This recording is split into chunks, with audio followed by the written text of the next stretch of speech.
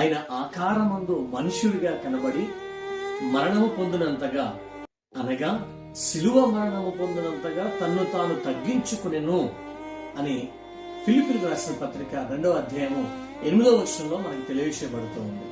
నిజముగా ఆయన శిలువ మరణము పొందినంతగా తన్ను తాను తగ్గించుకున్నాడు. ఎందుకొరకు అనంటే, ఈ భూలోకంలో ప్రతి ఒక్క వ్యక్తికి ఆయన రక్షణ ఇవ్వాలని, ప్రతి ఒక్కరూ రక్షించబడాలని, ఈ సర్వలోకము యేసుక్రీస్తు ప్రభువారిని సొంత రక్షకునిగా అంగీకరించి దేవుని రాజ్యములో వారి పాలుభాగస్తులవ్వాలని, ఆ రాజ్యములకు వారసులవ్వాలని ఆయన శిలువ మరణము పొందినంతగా తను తగ్గించుకున్నాడు.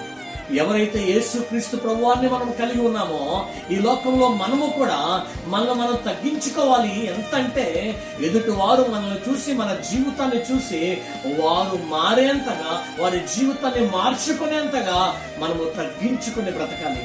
ప్రతి చిన్నదానికి ఆవేశంతో, ఆలోచనల స్థితితో కాకుండా యేసుక్రీస్తు ప్రభువారు కనిపించులాగిన ప్రతి చిన్న విషయంలో మనం తగ్గించుకుని బ్రతుకుదాం.